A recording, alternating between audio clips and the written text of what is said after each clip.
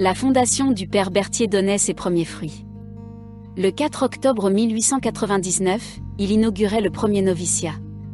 8 étudiants y étaient admis, dont 2 Français, les pères Michalon et Blanchard. Un an après, 4 novices faisaient leur profession religieuse, tandis que 12 nouveaux les relayaient. Au début de 1905, les statistiques indiquent 131 futurs prêtres. Le 15 février, le pape Saint Pie X donnait son feu vert pour l'ordination des 20 premiers missionnaires. Le dimanche 20 août, ce fut le jour de l'ordination sacerdotale des 3 premiers prêtres de la congrégation, les pères Berthaud, Michalon et Mertens. C'était l'aboutissement de 10 années d'efforts et de persévérance. Pendant ces 10 années, le père Berthier poursuivit sans répit son travail d'écrivain. Après avoir élaboré le texte des constitutions de la nouvelle congrégation, il trouva encore le temps d'écrire 9 nouveaux ouvrages.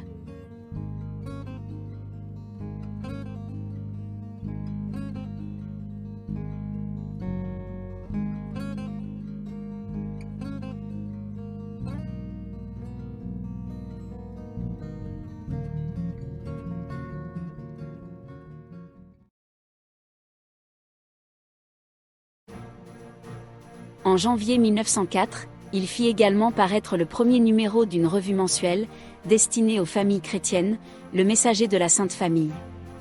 Cette revue sera son porte-parole. Elle lui permettra de faire passer le message à tout le peuple, comme l'avait demandé la Sainte Vierge à la Salette. Ce sera le moyen d'informer les familles chrétiennes de la vie de l'Église, et de l'évolution de sa congrégation. Sanctifier la famille, aider à l'éducation des jeunes, voilà ce qui le motive. La petite revue sera vraiment une fenêtre ouverte sur le monde entier. Dans chaque numéro, plusieurs pages seront consacrées aux nouvelles des missions lointaines. Mais aussi, à l'histoire et à la vie des villes et des régions où s'implanteront les missionnaires de la Sainte Famille. La volonté du Père Berthier est nette, le messager de la Sainte Famille devra pénétrer dans toutes les couches sociales. Il aura pour mission de rétablir l'esprit de famille, en y proposant l'exemple de la famille de Nazareth. Dès le départ, le Messager sera une revue internationale.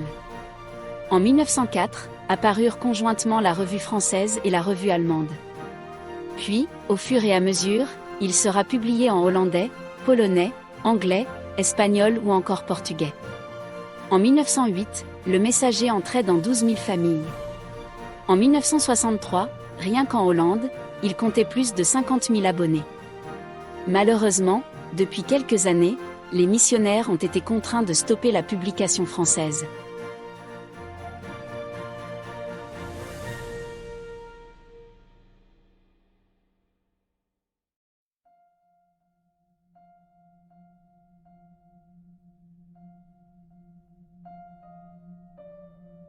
Bon et fidèle serviteur de Notre-Dame de la Salette, le Père Berthier avait maintenant 67 ans.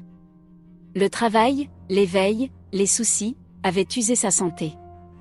L'épidémie de grippe, qui sévissait dans la région de Grave, au début de l'année 1907, le contraignit au repos.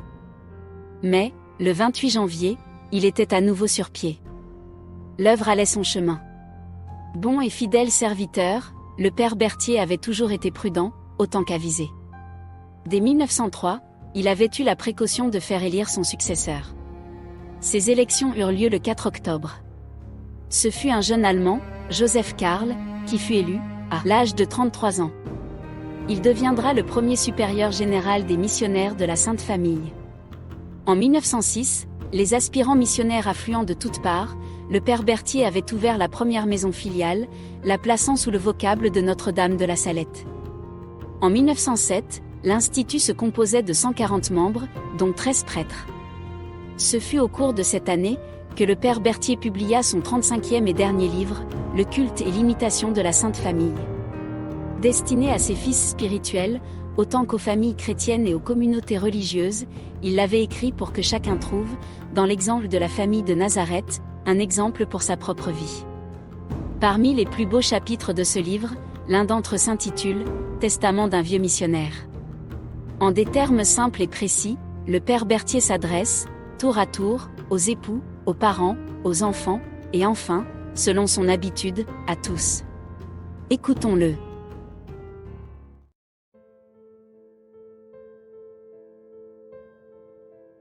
Que tous viennent ici, contempler l'exemple de la Sainte Famille de Nazareth. Qu'ils viennent, les parents, les supérieurs, afin d'apprendre comment ils doivent porter leur autorité. Qu'ils viennent, les enfants et les inférieurs, afin d'apprendre comment ils doivent remplir leurs devoirs. La Sainte Famille est, en effet, un miroir de justice. Admirez-le, copiez-le, reproduisez-le, dans vos paroles et dans vos œuvres. Gens du monde, apprenez que, dans votre condition, vous pouvez acquérir une perfection très élevée. Venez surtout, mes enfants et mes petits-enfants, qui êtes enrôlés dans l'Institut des missionnaires de la Sainte Famille.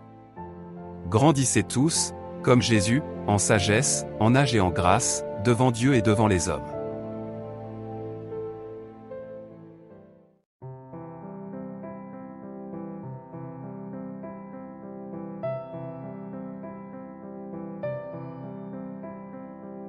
Grâce au Père Berthier, combien d'hommes, de femmes, de jeunes, de toutes conditions, étaient-ils en train de remonter la pente? Grâce à ses livres, à sa prédication, à sa fondation, à sa revue, combien s'étaient détournés du mal. Oui, beaucoup, en l'écoutant, en le lisant, avaient amorcé un tournant décisif pour toute leur vie. Demain comme aujourd'hui, combien d'hommes, au cœur de pierre, se laisseraient ensemencer par la parole de vie? Il en était sûr, désormais, la congrégation allait continuer son œuvre.